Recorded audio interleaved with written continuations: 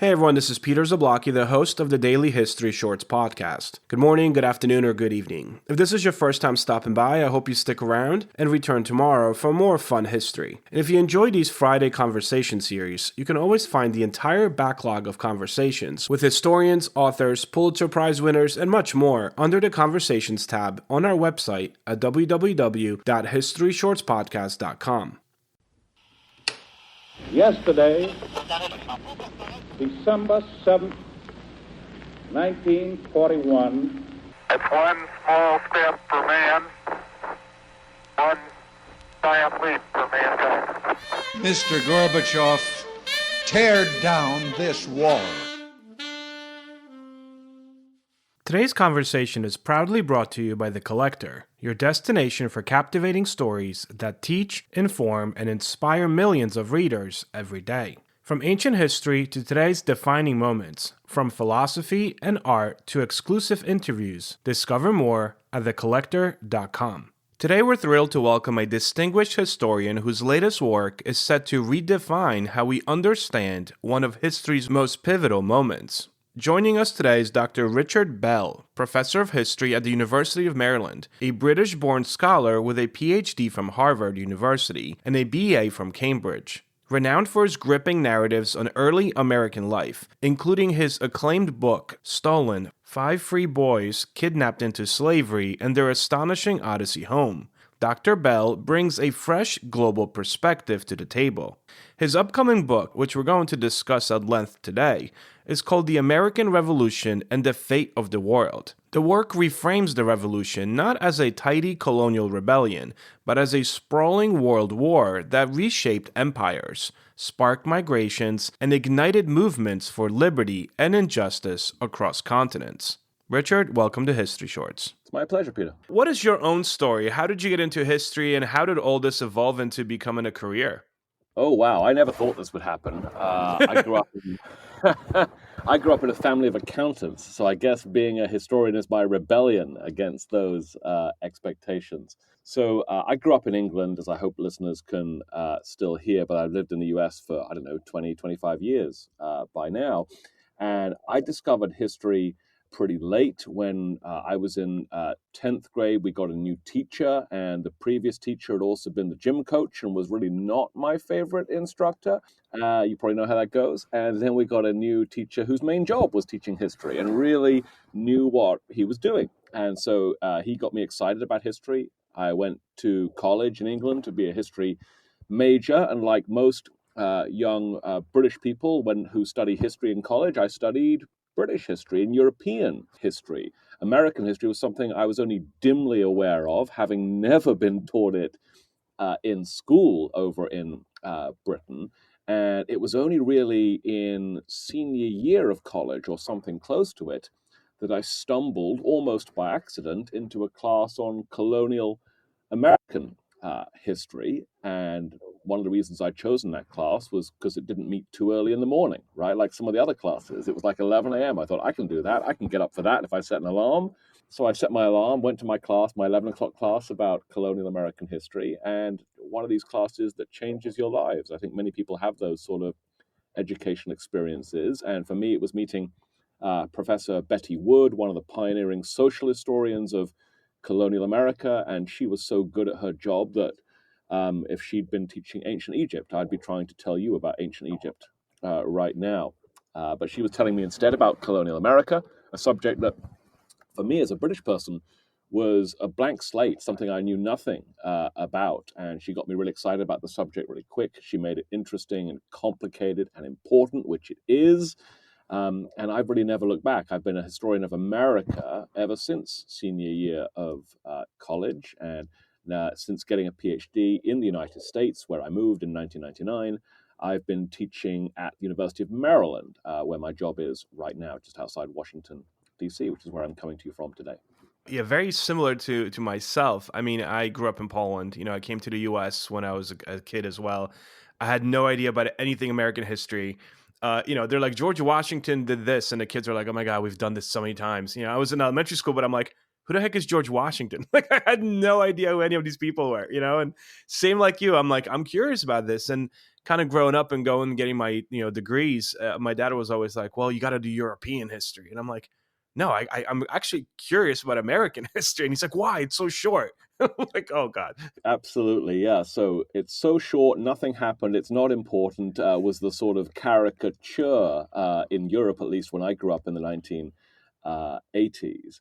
And I also think that the history of colonial America, British America, is rightly linked in the British imagination with the history of the British Empire more broadly.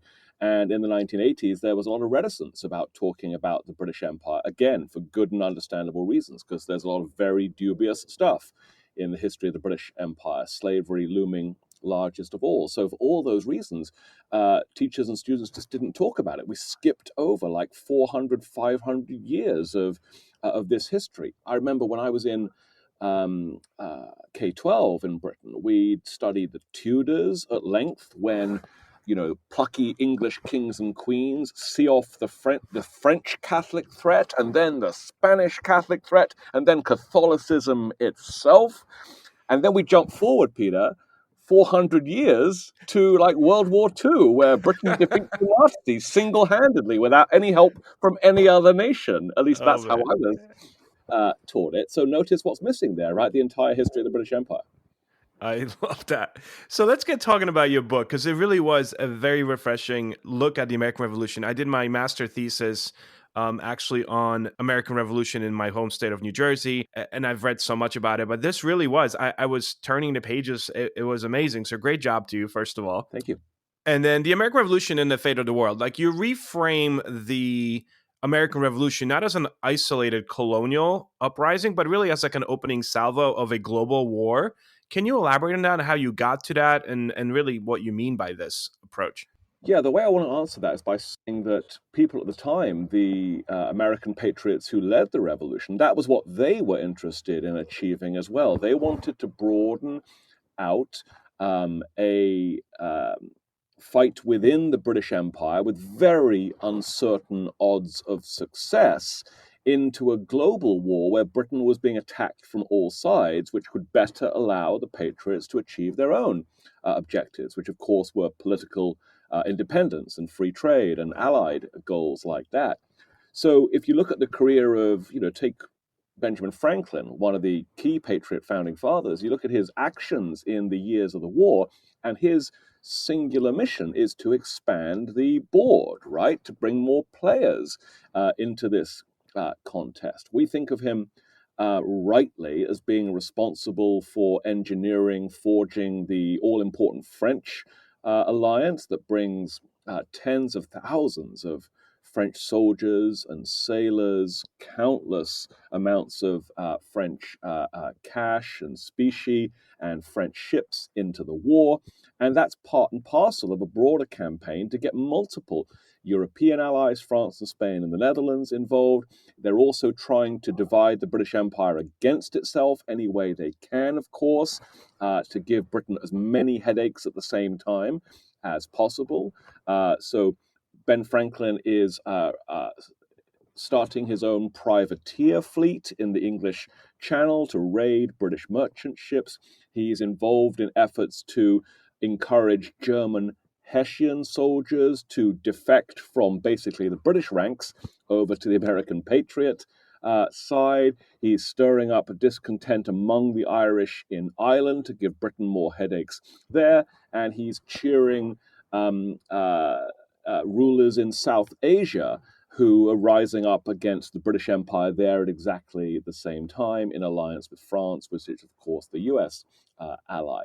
So we see all across the global canvas large groups of people being sucked into this war, and large pieces of the globe being sucked into this war, whether it's India, South America, Southern Europe, Canada, Native America, etc., etc. And this is part of a strategy. It's part of a patriot-led strategy to ramp up the pressure on Britain, and it's also part of a British strategy to throw everything they have at this internal, what they see as this internal enemy, right? That's why they hire all these Germans to go and try to suppress these insurgents. So when you look at it from that angle, it's really hard to dismiss the idea that this is a world war in all but name. And yet that's not, Peter, how we often talk about America's founding fight, at least in the US, right? I think for all the attention the American Revolutionary War rightfully gets here in the US, where I live, we still tend to talk about it in very narrow, maybe nationalist terms, as David versus Goliath, as colonists versus crown, as rebels versus redcoats. And that's not wrong, but it's only part of the picture. And the Patriots knew that as well as anyone. Yeah, and you definitely point that out in the book, just by the sheer fact that how many different languages the Declaration of Independence was translated to. Like, these guys were like, okay, send this out. Like, we got to let people know. This wasn't, we're going to keep it secret here and fight our little war. And this was like, let everyone know. Whoever hates Britain, like, if you guys need a friend, hop on board kind of thing. Yeah, the Declaration of Independence is a good example of that general point you're making and that the book tries to make as well. So we often think here in the United States, and I say we because I'm a US citizen, very proud to be so, that the Declaration of Independence serves entirely a domestic agenda, that it's to boost the morale of troops and civilians on the home front, and that by a mystical snap of the fingers in Philadelphia, it makes America politically independent. But you try snapping your fingers and wishing for something and see if it happens, right? It takes more than that. So scholars of the Declaration of Independence have been trying to remind all of us that the Declaration of Independence is in part aimed at foreign courts, the courts of Europe, to try to say, hey, we insurgents here in America, we're serious about this. We don't want to reconcile with Britain anymore. We're not seeking a peace deal and better treatment within the empire anymore. We are setting forth a vision to separate ourselves permanently and irreversibly from Great Britain. Will you please help us? The Declaration of Independence is in that sense a sort of, I'm going to try and use a football term, which is a British person is hard to do. It's sort of a Hail Mary. I was going to say, which football? Which football? Be careful, right? It's sort of a Hail Mary pass, right? It's trying to get Britain's geopolitical rivals into this ball game to give Britain way more problems than the Patriots can give them on their own. And so the Patriots do have the Declaration of Independence translated into European languages immediately. They do get it on their fastest ships that they can get to the courts of Europe. They do send it to their emissaries and envoys there. And of course, right behind that, those copies of the Declaration winging their way across the Atlantic to places like Versailles and Madrid, they've got Benjamin Franklin on a couple of boats back, right? Because they're going to send him to France to be their minister plenipotentiary, their chief representative, their chief lobbyist, really, for the Patriot cause. And he's going to spend much of the war in those courts, along with John Adams and John Jay and other A-team members of the Patriot cause.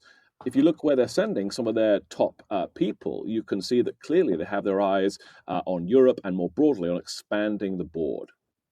Yeah.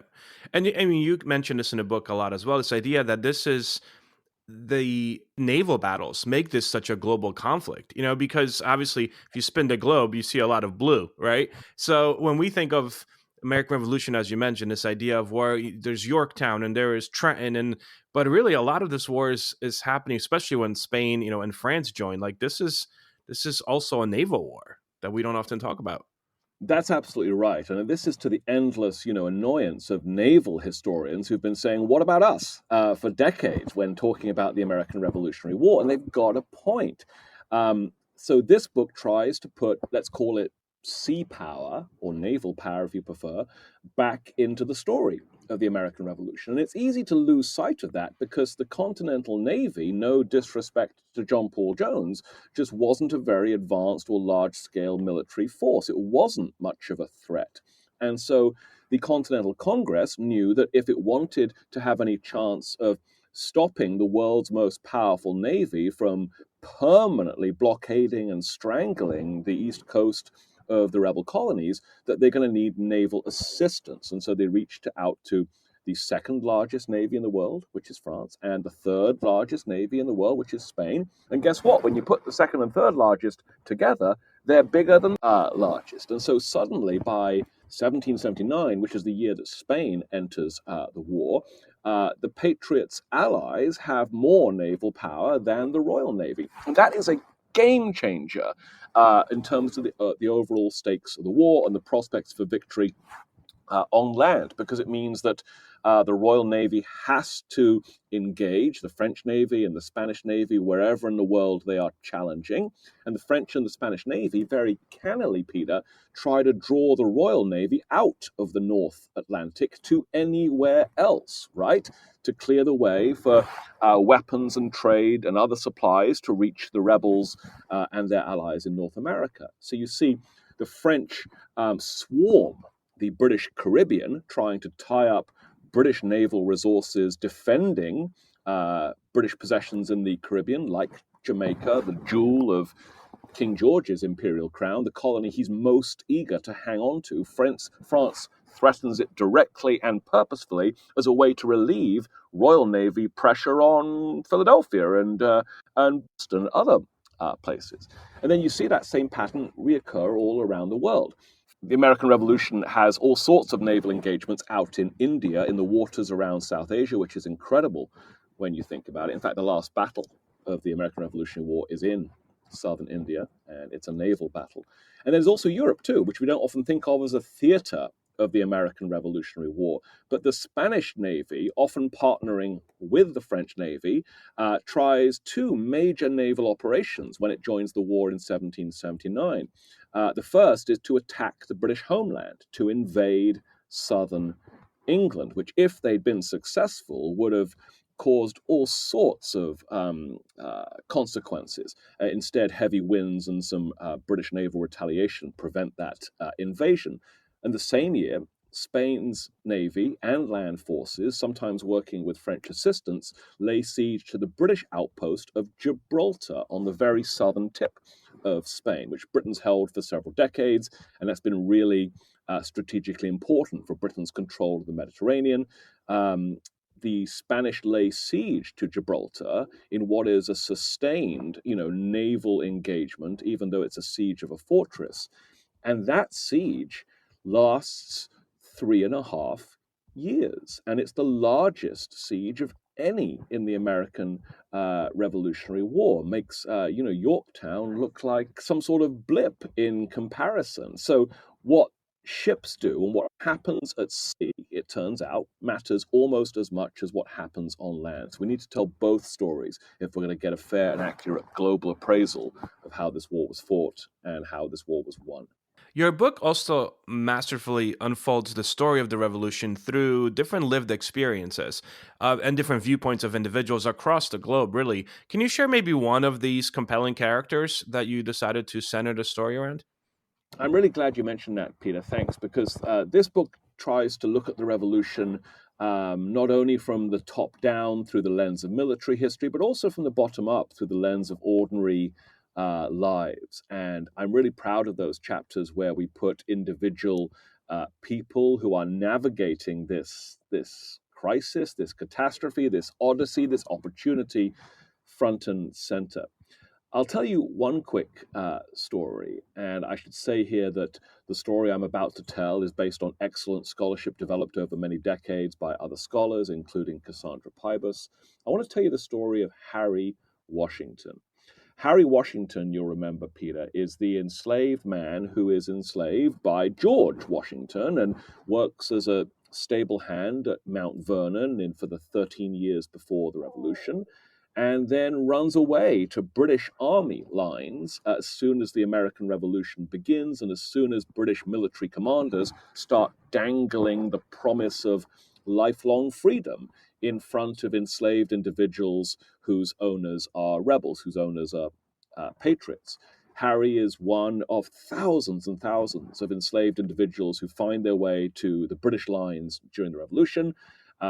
And when Britain loses the war, having fully expected to win it, Harry becomes a refugee of war and is evacuated with the British from New York City, where the war ends, to British Canada, to Nova Scotia, and spends 8 or 9 very disappointing years as a free man in British Canada, which it turns out, Peter, is not a post-racist paradise. Just because the British flag is flying in Canada doesn't make it hugely preferable. And so Harry and others, other black refugees in British Canada, successfully persuade the British government to relocate them in a new colony that Britain is setting up for folks like them on the west coast of Africa. That's the British colony of Sierra Leone. Harry ends up in Sierra Leone as of the 1790s, and then will spend the next 10 years trying to build a new life in freedom for himself back in the continent where he was actually born, and also struggles against continued efforts by the British government in Sierra Leone to segregate and discriminate, and eventually leads his own independence movement against the British Empire. So that's a wild story. It's a global story. It's a true story. It reminds us that migration and refugee status and asylum seeking were also central factors, central themes of the global American Revolution. In the narrative, the revolution's global ripples include also tightened colonial controls by European powers and increased aggression against Native American lands. How do you see the revolution as both a beacon of liberty, but also a catalyst for further imperialism elsewhere in the world? So, yeah, when we think about the consequences of the American Revolution, we need to have some room for some complexity here. That it's absolutely true that declaring political independence is a signature event in world history that makes a huge difference, not only to the people here, but people around the world, sets an example for what's possible when confronting empires, whether they be the British Empire or the Spanish Empire or any other empire for that matter. And it's no coincidence that other revolutions in other places will follow. But it's also true that those empires also learn something from the American Revolution. They learn what not to do, right? Because they saw the British Empire lose 13 golden geese there. So we see the Spanish Empire, for instance, based in Madrid, stage what you might call an imperial crackdown, where they work to brutally suppress and nip in the bud any hint of similar insurgencies popping up around Spanish America, whether that's in Peru or Colombia. And so they're able to really defer and delay the prospects of independence in South America for about 40 years by applying the lessons of what not to do that the British taught them in the American Revolution. And likewise, Britain, too, is very keen as the years go on after 1783 to make sure there is no repeat of the American Revolution. So there's the Canada Act passed in the 1790s, which gives a lot of sort of police powers to British officials in Canada to nip insurrections in the bud while keeping tax rates purposefully low and comfortable. And we all know the role of taxes in the American Revolution. And then when insurgencies start anyway, in places like Ireland, for instance, which has long been treated like England's slave, in 1798, a rebellion starts to build there.